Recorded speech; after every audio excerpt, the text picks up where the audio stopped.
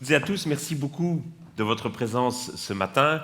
Merci en particulier à la MCB pour son invitation et l'initiative qu'elle prend aujourd'hui. Pour introduire mon propos, je voudrais que nous passions quelques instants à regarder la publicité d'une autre entreprise qui normalement va s'afficher sur votre écran.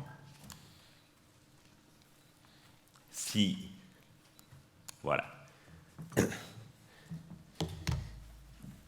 Prenons quelques instants pour regarder cette publicité. C'est une publicité qu'avait fait paraître la compagnie pétrolière Humble dans le grand magazine américain Life en 1962. Et dans cette publicité, Humble, qui portait assez mal son nom, se vantait donc de pouvoir chaque jour fournir suffisamment d'énergie que pour faire fondre 7 millions de tonnes de glaciers. Une des rares publicités de l'histoire qui ne fut pas mensongère. Ce qui est frappant dans cette publicité de 1962, c'est de se dire que, à l'époque, l'idée qu'il soit possible de faire fondre autant de glace paraissait tellement impossible, tellement invraisemblable, qu'il était possible d'en faire un sujet de blague. Humble aurait pu dire aussi « fournit suffisamment d'énergie chaque jour que pour faire 20 allers-retours vers la Lune ». Ça paraissait invraisemblable, et donc c'était un sujet d'hyperbole. Le problème, c'est que c'est vraiment arrivé. Et que, depuis quelques années, nous connaissons dans le monde record de température après record de température. L'année 2014 a ainsi été l'année la plus chaude jamais enregistrée depuis l'invention du thermomètre. Ce record de 2014 a été battu en 2015. Ce record de 2015 a été battu en 2016. 2017 a fait presque aussi bien. 2018, troisième année la plus chaude au monde, mais l'année la plus chaude de l'histoire en France. 2019 sur la deuxième marche du podium. Et je pense sincèrement ne pas trop m'avancer en vous annonçant que les années 2020, 2021 et 2022 se classeront aussi dans les années les plus chaudes jamais enregistrées. Ce ne sont pas des années exceptionnelles ou anormales. Nous sommes ici face à une tendance de très long terme. À l'écran, chaque vignette que vous voyez représente l'état des anomalies de température dans le monde pour une année donnée. Les anomalies vers le bas, lorsqu'il fait plus froid que la température de référence, sont indiquées en bleu. Les anomalies vers le haut, lorsqu'il fait plus chaud que la température de référence, sont indiquées en rouge. Et vous voyez naturellement très bien qu'à partir des années 90, 2000 et 2010, les anomalies sont systématiquement à la hausse et que les vignettes du monde deviennent de plus en plus rouges, voire cramoisies. Et ça touche toutes les latitudes. Voilà une autre manière de représenter les mêmes anomalies. De Moscou jusqu'à Alice Springs, au centre de l'Australie, et vous voyez très bien qu'à partir des années 2000, les anomalies virent au rouge à peu près partout sur la planète. Et cela va naturellement continuer. Pourquoi est-ce que cela va continuer? À cause de la publicité que je vous ai montrée en début d'exposé. Un fait qui est très important pour l'action contre le changement climatique, mais qui reste pourtant souvent très méconnu par la population, c'est le fait qu'il existe un laps de temps d'environ 50 ans entre les émissions que nous produisons, que nous envoyons dans l'atmosphère, et la manière dont le climat va y réagir. En d'autres termes, les impacts que nous voyons à partir des années 2000, ce ne sont pas les résultats des émissions que nous avons produites nous-mêmes, ce sont les résultats des émissions qui ont été produites dans les années 50 et 60 par nos parents et grands-parents. C'est extrêmement important. Ça veut dire que nous ne faisons pas directement l'expérience des conséquences de nos actions. il y a un effet retard d'environ 50 ans. Et donc ça veut dire aussi que comme nos émissions n'ont pas cessé d'augmenter jusqu'à cette année encore, nous n'avons pas encore atteint aujourd'hui le palier de stabilisation des émissions mondiales de gaz à effet de serre, ça veut donc dire que les impacts du changement climatique pour les 50 ou 60 prochaines années vont continuer à suivre cette tendance et que la température va continuer à augmenter. Ça veut dire que la génération qui va subir les impacts du changement climatique, ça sera en quelque sorte la génération de nos enfants et de nos petits-enfants. Et c'est ce que les jeunes ont évidemment parfaitement compris en descendant dans la rue et en réclamant une action plus radicale de la part de leurs parents et grands-parents. Ils ont parfaitement compris que les impacts qu'ils allaient subir au cours de leur vie ne dépendaient pas de leurs actions à eux, mais étaient déjà fixés par les actions du passé. Ce décalage dans le temps est extrêmement important parce qu'il nous impose une vision de long terme. Vous savez actuellement que le monde est touché par l'épidémie de coronavirus. Vous avez vu qu'on prenait des mesures tout à fait radicales pour contenir l'épidémie, que des villes entières étaient placées en quarantaine, que les vols vers la Chine étaient suspendus, que plusieurs pays rapatriaient leurs ressortissants de Chine. On prend des mesures absolument considérables. Pourquoi est-ce qu'on prend ces mesures considérables contre cette épidémie? Parce qu'on a peur d'être contaminé par le virus ici et maintenant. Parce qu'il y a une sorte de menace immédiate. Toute la difficulté du changement climatique, c'est que la menace qu'il représente est sans doute bien plus grande encore que celle de l'épidémie de coronavirus, qui après tout n'est jamais qu'une grippe. Mais par contre, cette menace apparaît encore lointaine dans le futur, elle n'apparaît pas immédiatement. Et pourtant, ce que je vais essayer de vous montrer dans cet exposé, c'est à quel point les risques sont réels et à quel point ils nécessitent une action radicale de la part de la société dans son ensemble. C'est-à-dire une action radicale de la part de chacun et de chacune d'entre nous, mais aussi une action radicale de la part des gouvernements et de la part des entreprises. L'action radicale de chacun et de chacune d'entre nous ne suffira pas si elle n'est pas accompagnée, si elle n'est pas guidée d'une certaine manière par l'action des gouvernements et des entreprises. Et l'accélération de ces effets est telle qu'une bonne partie des géologues estiment que nous sommes aujourd'hui entrés dans une nouvelle période de l'histoire de la Terre qu'ils ont appelée l'Anthropocène, c'est-à-dire littéralement l'âge des humains. Les géologues pensent que nous avons désormais quitté l'Holocène, l'époque géologique dans laquelle nous étions pendant les 12 000 dernières années, pour entrer dans une nouvelle période, l'Anthropocène, l'âge des humains. Et pourquoi est-ce que nous serions sortis de l'Holocène pour entrer dans l'Anthropocène? Simplement parce qu'il est aujourd'hui possible de voir les marques de l'activité humaine dans les couches sédimentaires de la planète. En d'autres termes, ce sont nous, les humains, qui sommes désormais devenus les principaux facteurs de transformation de la planète. Nous avons désormais une influence sur l'histoire géologique de la planète elle-même. C'est quelque chose qui nous force à redéfinir complètement nos échelles temporelles. L'histoire de la planète, comme vous le savez, est vieille de plusieurs milliards d'années, et la planète survivra évidemment à l'espèce humaine.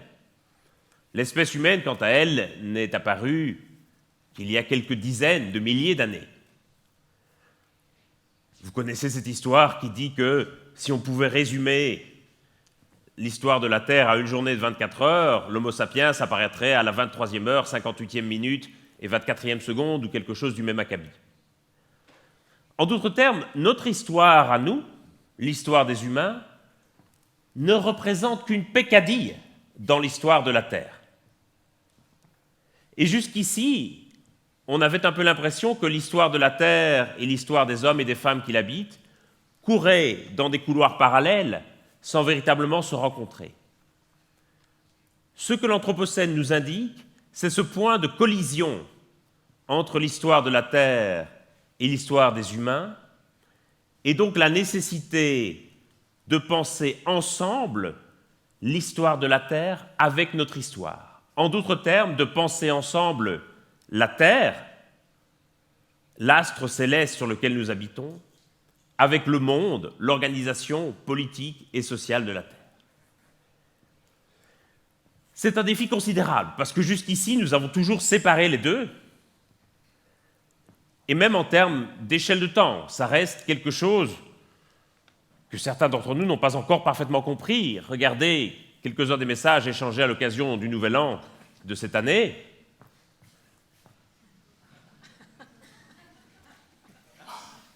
L'idée que la Terre ait plusieurs milliards d'années au compteur, manifestement, reste encore un peu étrangère à quelques personnes, sauf le dernier qui, lui, a bien compris qu'en fait Jésus était né 7 ans avant l'an zéro et qu'en fait la Terre avait 2027 ans, car il est bien connu que la Terre et le Christ sont nés en même temps, sont apparus en même temps. Donc, bref, merci de vous renseigner. Ceci pour dire que remettre en perspective nos échelles de temps, ça va nécessiter aussi un défi culturel considérable.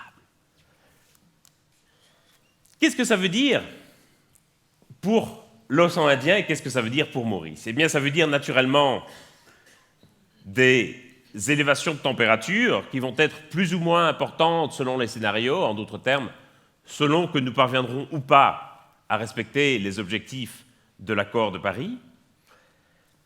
Cette élévation de température va également entraîner une élévation du niveau des océans.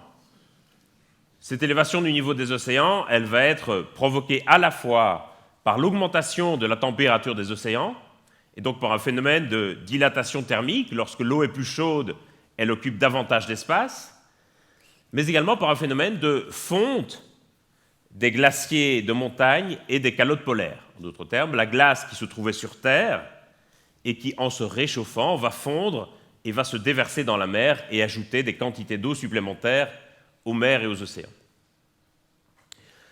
Le résultat de cette hausse du niveau des mers, c'est qu'évidemment, toute une série de côtes vont être grignotées et vont reculer. Dans des situations de côtes de faible élévation, comme c'est le cas à Maurice et comme c'est le cas dans beaucoup de territoires de la région, on est sur un rapport de 1 à 100 entre le niveau d'élévation de la mer et le recul du trait de côte. En d'autres termes, si la mer monte d'1 centimètre, vous perdez 1 mètre de plage. Ce qui fait craindre évidemment à certains pays de très faible élévation dans la région, les Maldives ici, de disparaître complètement. 80% du territoire des Maldives est situé à moins d'1 mètre d'élévation du niveau de la mer, et donc évidemment les Maldiviens ont envie de calculer que ce niveau de la mer monté d'1 mètre ou plus, c'est la quasi-totalité de leur territoire qui allait disparaître, ce qui pose carrément la question de la survie de leur État. Maurice a heureusement un relief plus montagneux qui fait que l'île elle-même n'est pas menacée, mais d'ores et déjà, il y a un phénomène d'érosion côtière qui est très important à Maurice et qu'on peut déjà observer à plusieurs endroits, je pense notamment à Rivière-des-Galets. On a parfois l'impression que la hausse du niveau des mers et l'érosion côtière qu'elle entraîne est un phénomène extrêmement progressif, très très lointain, mais en réalité les choses peuvent parfois s'accélérer assez rapidement. Je veux simplement vous montrer un exemple au Bénin, dans la banlieue de Cotonou, pour vous montrer la rapidité avec laquelle la hausse du niveau des mers peut parfois grignoter les côtes. Voilà donc ici le trait de côte en 2002. Voilà la même photo en 2004. La même en 2011. et enfin en 2013. Regardez en l'espace de 10 ans à peine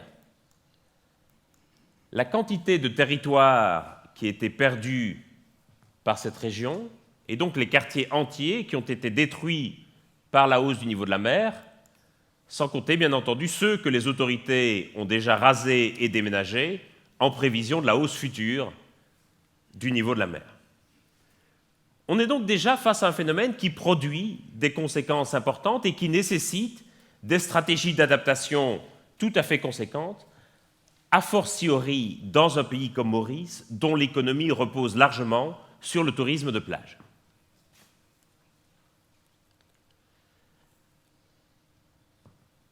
Hausse des températures, hausse du niveau des mers, il va également y avoir une accélération et une intensification des phénomènes extrêmes, et à Maurice en particulier de l'activité cyclonique, et donc il va y avoir des cyclones qui vont être de plus en plus fréquents et de plus en plus violents, ce qui là encore va nécessiter une adaptation des infrastructures et des habitations, et aussi une préparation des habitants à faire face à ces cyclones et à ces événements extrêmes.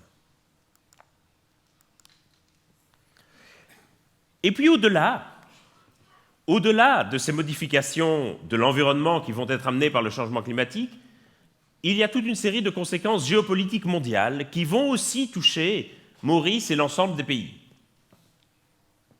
De plus en plus, par exemple, le changement climatique est identifié comme un enjeu de sécurité qui pourrait, dans plusieurs endroits du globe, provoquer des tensions, voire des conflits, notamment autour de certaines ressources naturelles et de la terre en particulier. Plusieurs études montrent des corrélations entre des anomalies de température et l'occurrence de conflits. Vous voyez par exemple ici, en Afrique, que même de faibles anomalies de température, on parle ici d'1 demi-degré à la baisse ou à la hausse, provoquent tout de suite une augmentation de l'occurrence des guerres civiles. Pourquoi ?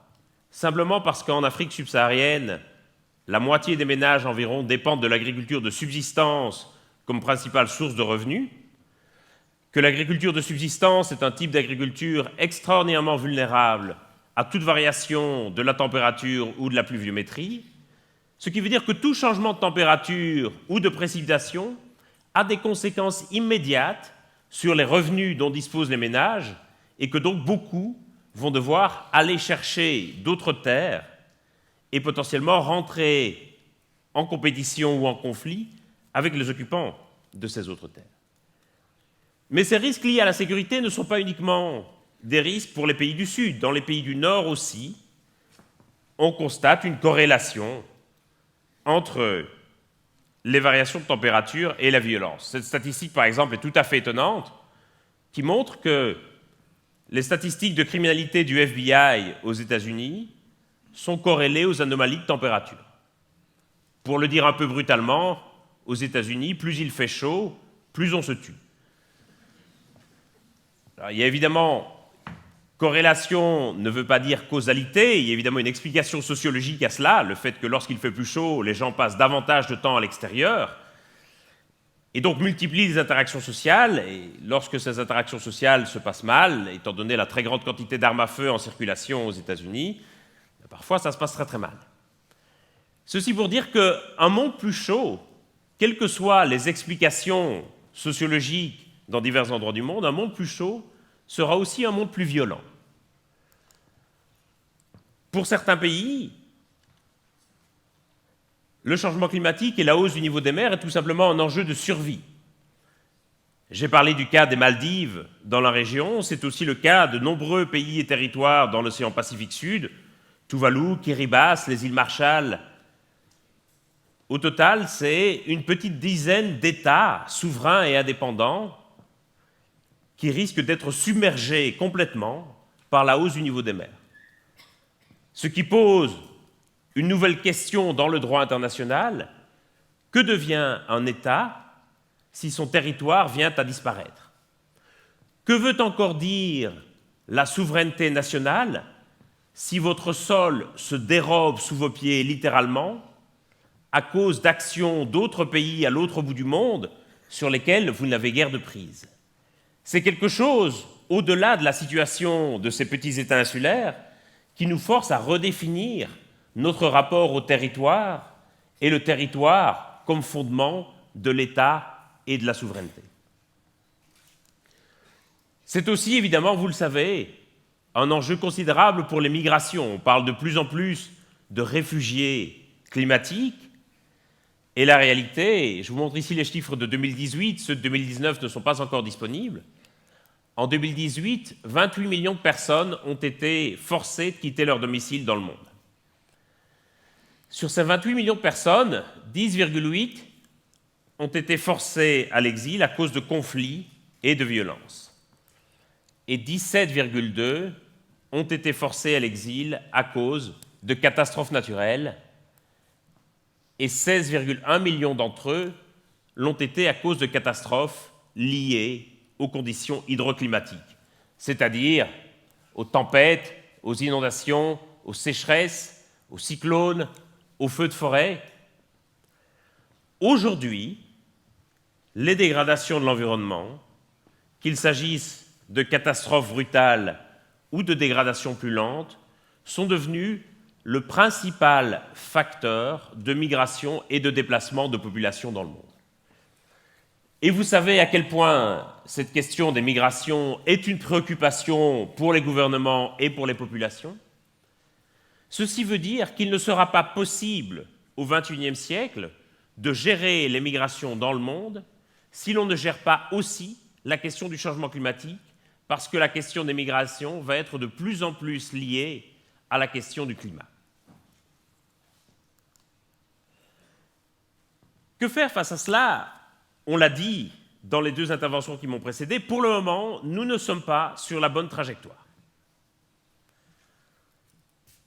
Pour contenir au maximum les impacts du changement climatique, les différents gouvernements se sont mis d'accord à Paris en 2015 lors de la COP21 sur un objectif de 2 degrés d'augmentation maximale de la température d'ici 2100 et si possible même 1,5 degré, ce qui était une revendication des petits États insulaires. Pour arriver à 2 degrés, il faudrait que nous soyons sur cette trajectoire bleue. Pour arriver à 1,5 degré, il faudrait que nous soyons sur cette trajectoire verte. Nous sommes pour le moment à peu près entre la trajectoire orange et la trajectoire jaune. La trajectoire orange, c'est celle que nous suivrions si les différents gouvernements ne faisaient aucun effort et continuaient business as usual, en ignorant le problème. La trajectoire jaune, c'est celle que nous devrions suivre si les gouvernements respectaient leurs engagements pris lors de l'accord de Paris. Mais comme vous le savez, la plupart des gouvernements, et comme le ministre l'a rappelé, la plupart des gouvernements aujourd'hui ne respectent pas encore leurs engagements pris à l'accord de Paris. Et certains pays ne les respecteront pas. C'est le cas en particulier du deuxième émetteur mondial de gaz à effet de serre, les États-Unis, qui a annoncé sa sortie de l'accord de Paris. Mais ceci veut dire, et c'est très important, que même si tous les pays respectaient strictement leurs engagements de la COP21, même si Hillary Clinton et non Donald Trump avaient été élus à la Maison-Blanche, même dans cette hypothèse-là, nous serions encore très loin des trajectoires bleues ou vertes. Ça veut dire qu'il faut en faire davantage. Ça veut dire qu'il faut absolument que les différents gouvernements revoient à la hausse leurs engagements à la COP26, le grand sommet sur le climat qui s'ouvrira en novembre à Glasgow en Écosse. Ça veut dire aussi qu'il faut que les entreprises se placent à la pointe de l'action et contribuent aussi à orienter l'action publique et l'action des particuliers. Il faut, et c'est notre grand défi, réduire ce trou entre la trajectoire jaune et les trajectoires bleues et vertes. Et évidemment, plus nous attendrons pour faire cela, plus il sera difficile de concilier les deux trajectoires. Parce que, comme l'indique très bien le compteur carbone de Bloomberg, qu'on vous a montré il y a quelques instants avant que je ne commence, nous sommes dans une phase d'emballement et d'accélération des émissions de gaz à effet de serre, qui proviennent de différents secteurs, qui proviennent à la fois de l'agriculture, du transport, des pollutions industrielles, qui proviennent évidemment de la génération d'électricité, qui proviennent des déchets, qui proviennent de la production de la biomasse et de l'exploitation des terres, ça veut dire notamment la déforestation, et qui proviennent également des bâtiments. L'ensemble de ces secteurs émettent globalement 3 gaz à effet de serre principaux: le dioxyde de carbone, le CO2, c'est celui dont on parle le plus, le méthane, dont on parle moins, mais qui a un pouvoir réchauffant 23 fois supérieur à celui du dioxyde de carbone. Donc le méthane est 23 fois plus nocif pour le climat que le dioxyde de carbone. Et puis l'oxyde d'azote, qui contribue également au réchauffement global. Et évidemment, selon les gaz, c'est l'un ou l'autre secteur qui est plus ou moins responsable. Et selon les pays, évidemment, ce graphe se déclinera de différentes façons. Ceci veut dire qu'il n'y a pas une solution miracle pour réduire nos émissions de gaz à effet de serre. Il va falloir passer par plusieurs types de solutions technologiques, économiques, politiques, mais il va également falloir avoir une action qui couvre à peu près tous les secteurs de l'économie et plus globalement de la vie en société. Parce que, pour l'instant, nos émissions n'ont cessé d'augmenter à un rythme assez effréné. Voilà où on était en 1800, en 1900, en 1960 et en 2016. Vous voyez que la masse de nos émissions ne cesse de grandir année après année. On va le voir sur un graphique animé, si on peut lancer la vidéo. On voit très bien ici l'accélération de nos émissions de gaz à effet de serre. On va revoir la vidéo une fois si vous voulez bien, voilà. Ce qui caractérise notre époque véritablement, c'est cette phase d'accélération, cette phase d'emballement. C'est cela qui justifie ce qu'on appelle l'urgence climatique, la nécessité absolue que nous avons de ralentir le rythme et de nous projeter dans un avenir différent, parce que cet avenir-là n'est pas tracé dans le marbre. Si nous continuons à ce rythme, il ne faut pas nous voiler la face. Ce vers quoi nous nous dirigeons pour le moment, c'est vers un scénario d'une hausse des températures de l'ordre de 4 degrés en moyenne. Ce n'est pas Greenpeace ou les ONG environnementales qui le disent, c'est carrément la Banque mondiale.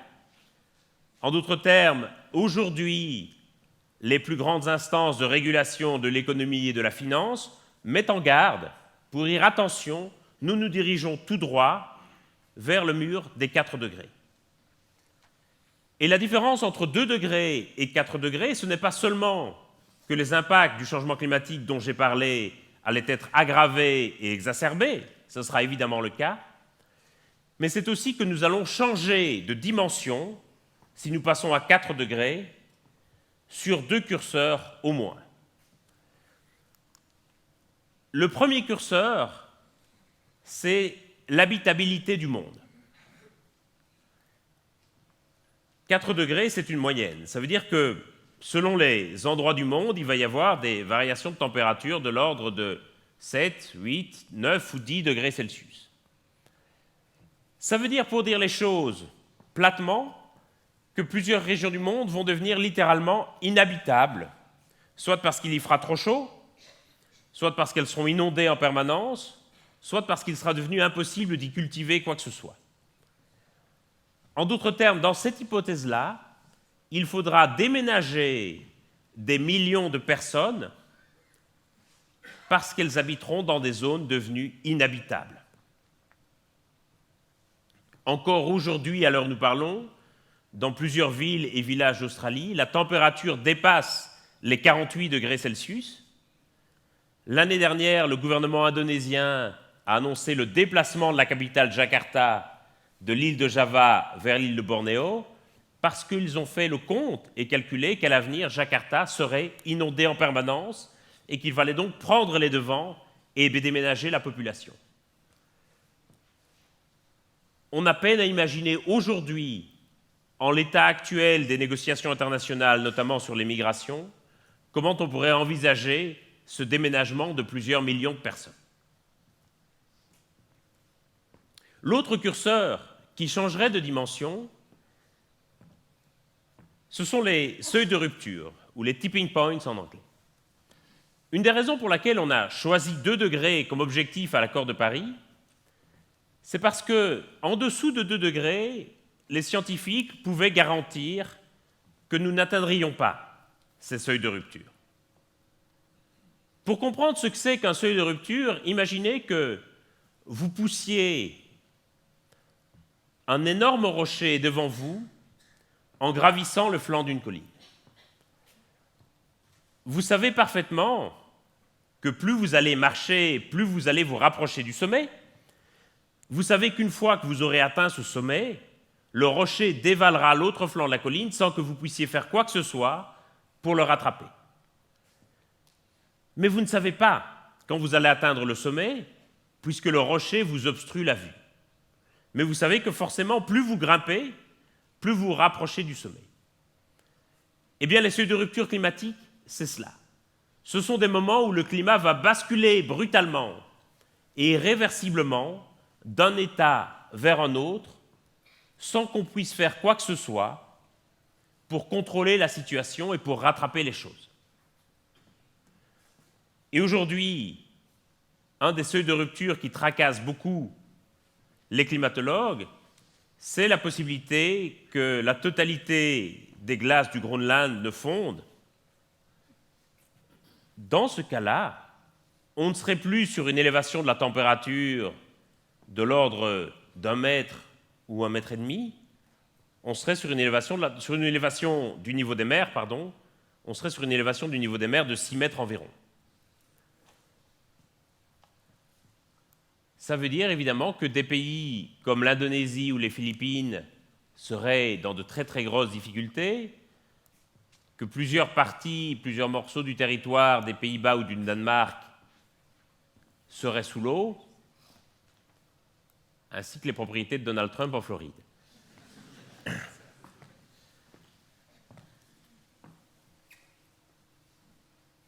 Ce scénario n'est pas encore, évidemment, certain, et nous pouvons encore, naturellement, l'éviter, mais aujourd'hui, ce scénario des 4 degrés, qui paraissait il y a 10 ans encore être un scénario de science-fiction, aujourd'hui, nous devons le considérer comme faisant partie des possibilités, et même, selon certains climatologues, comme étant devenu désormais l'hypothèse lourde, l'hypothèse la plus probable. Et donc, face à ces menaces, il faut nous poser la question, pourquoi avons-nous autant de mal à agir? Pourquoi ne réagissons-nous pas face à cette menace de façon aussi rapide et radicale que nous le faisons face à l'épidémie de coronavirus, par exemple? Et je crois qu'il faut distinguer là 3 difficultés, 3 problèmes fondamentaux. Le premier, c'est qu'il n'y a pas de lien entre les émissions de gaz à effet de serre qui sont émises par un pays et les impacts du changement climatique qui sont subis par ce pays. Et le cas de la République de Maurice illustre parfaitement cela. On l'a rappelé, Maurice est responsable de 0,01% des émissions de gaz à effet de serre, c'est-à-dire 0,01%, 1/10 des émissions mondiales de gaz à effet de serre, mais fait pourtant partie des pays qui subiront le plus lourdement les impacts du changement climatique et qui sont parmi les plus exposés aux risques climatiques. A contrario, les pays qui sont les plus responsables, la Chine, les États-Unis, la Russie, le Japon, l'Europe naturellement, subiront moins que les autres les impacts du changement climatique. À la fois parce qu'ils auront souvent davantage de ressources pour s'adapter, mais aussi parce qu'ils sont situés dans des régions qui, géographiquement, seront moins affectées par les impacts du changement climatique. L'autre difficulté, c'est qu'il n'y a pas de lien entre les émissions de gaz à effet de serre qui sont émises par une génération et les impacts du changement climatique que subira cette génération. À cause de ce décalage de 50 ans, 2 générations environ, dont je vous ai parlé en début d'exposé. Et ces 2 difficultés posent le changement climatique comme un problème moral. En d'autres termes, nous ne devons pas agir pour nous-mêmes, mais nous devons agir pour les autres. Nous devons agir pour des pays qui sont situés au-delà de nos frontières. Nous devons agir pour des générations qui parfois ne sont pas encore là. En d'autres termes, nous devons concevoir notre action comme une action qui dépasse nos frontières géographiques et générationnelles. Et c'est évidemment très difficile dans un monde qui est très souvent orienté sur le court terme et sur le soi, de dépasser ces frontières. Et c'est cela qui rend aussi l'action contre le changement climatique aussi difficile aujourd'hui. Le fait que nous estimions ne pas vraiment avoir de responsabilité pour des gens que nous ne connaissons pas, soit parce qu'ils habitent très loin de nous, soit parce qu'ils ne sont pas encore nés. Et puis il y a une troisième difficulté. Cette difficulté, c'est que la neutralité carbone, ça ne sera pas un mouvement spontané et naturel. C'est que ça va demander du volontarisme. Ça va demander parfois des efforts, des luttes et des sacrifices, parce qu'il y a encore aujourd'hui énormément d'intérêts économiques qui dépendent des énergies fossiles. Et ce sont très souvent des intérêts économiques de court terme. Tous les analystes financiers le diront. Tous les chefs d'entreprise qui ont à cœur une vision de long terme de leur entreprise, tous les gouvernements qui sont capables de penser au-delà de la prochaine élection le diront. Le futur sera bien entendu un futur décarboné. Tout le monde est d'accord sur le constat du futur, de l'horizon à 30 ans ou à 50 ans. Le problème, ce seront souvent les résistances à court terme. Le fait que beaucoup vont vouloir extraire la dernière goutte de pétrole ou la dernière pépite de charbon parce que ça leur rapportera encore des profits à court terme. Et c'est une réalité aujourd'hui. Et ceux qui le peuvent s'accrocheront avec leur dernière énergie à ces profits de court terme. Et donc, pour faire advenir ce monde décarboné, il va falloir énormément d'énergie et il va falloir énormément de volontarisme de la société entière. Et on ne pourra pas compter pour cela sur le seul bon vouloir de chaque citoyen ou de chaque citoyenne dans la modification de ses habitudes de comportement. Il va falloir, de la part des gouvernements, des cadres réglementaires forts et visionnaires, des plans de long terme qui vont véritablement orienter l'action de la société. Il va falloir, de la part des entreprises, des investissements forts et de long terme. Il va falloir aussi des politiques économiques qui encouragent et qui permettent à ce nouveau monde d'advenir et qui puissent passer au-delà des résistances de court terme qui vont survenir. Et donc, il ne faut pas minimiser cette difficulté, il ne faut surtout pas croire que c'est quelque chose qui va advenir naturellement. C'est, je dirais, un mouvement qui doit mobiliser la société tout entière, mais nous aurons pour cela besoin d'actionner d'importants leviers politiques et économiques, et ce sont ces leviers que les gouvernements et les entreprises, et je regarde ici le ministre et le PDG de MCB, devront actionner. Et ce sont ces leviers que nous sommes en train d'actionner pour le moment à Maurice, et c'est pour cela que c'est important. Parce que les actions individuelles, c'est-à-dire ce que nous pouvons faire chacun et chacune pour modifier nos habitudes de consommation, représentent entre 25 et 40% de l'effort à faire. Et donc c'est une condition absolument nécessaire que nous changions tous et toutes, mais ce n'est pas une condition suffisante. Il faut aussi que les gouvernements et que les sociétés bougent et changent avec nous. Ça implique, je dirais, un véritable défi pour nos sociétés qui est de pouvoir parvenir à penser ensemble la Terre et le monde. Aujourd'hui, nous avons une vision à peu près claire de la Terre que nous ne voudrions pas habiter. Une Terre ravagée par les impacts du changement climatique, une Terre dont la température se serait réchauffée de plus de 2 degrés, une Terre, je dirais, touchée régulièrement par des événements climatiques extrêmes. Nous avons cette vision de la Terre que nous voudrions éviter, que nous ne voudrions pas habiter. La grande question aujourd'hui, c'est comment est-ce que nous allons pouvoir tracer ensemble les contours de la Terre que nous voudrions habiter. Comment est-ce que nous allons définir ensemble un futur souhaitable? En d'autres termes, comment est-ce que nous allons pouvoir transformer la lutte contre le changement climatique d'une contrainte en une opportunité, en un véritable projet politique et économique? Et aujourd'hui, nous continuons à percevoir largement la lutte contre le changement climatique comme une contrainte. Et puisque nous la percevons comme une contrainte, l'esprit humain est ainsi fait que nous allons chercher à échapper à cette contrainte.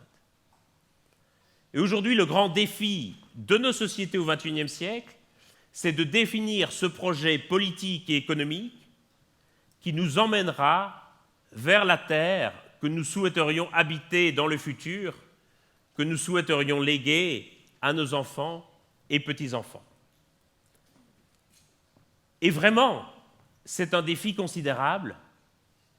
C'est un défi qui va nécessiter que nous pensions à la fois au-delà de nos frontières générationnelles et au-delà de nos frontières nationales. Parce que ça va nécessiter que nous prenions en compte les questions de long terme bien davantage que les questions de court terme, et que donc nous nous affranchissions des bénéfices et des gains de court terme immédiats pour pouvoir saisir et envisager cette perspective de long terme. Ça va aussi impliquer que nous pensions au-delà de nos frontières nationales, que nous pensions que ce que nous faisons, nous ne le faisons pas uniquement pour nous-mêmes, mais nous le faisons aussi pour des gens que nous ne connaissons pas, parce qu'ils habitent dans les pays les plus vulnérables au changement climatique. Et que nous avons une responsabilité particulière en tant qu'humains par rapport à cela. Et je crois que c'est au fond le grand message que nous adresse l'Anthropocène, cette nouvelle période géologique, c'est la nécessité de penser au-delà de nos frontières générationnelles et nationales pour considérer que nous avons une responsabilité particulière vis-à-vis de tous les êtres vivants sur cette planète et que tous les êtres vivants sur cette planète, y compris ceux que nous ne connaissons pas, ne sont pas des étrangers, mais sont une partie de nous-mêmes. Parce qu'au fond, ce qui nous relie les uns aux autres, au-delà des frontières, au-delà des générations, c'est notre condition d'habitants de cette planète, c'est notre condition de terriens et de terriennes, et je crois qu'il est là le grand défi de l'Anthropocène pour nos sociétés. Merci beaucoup.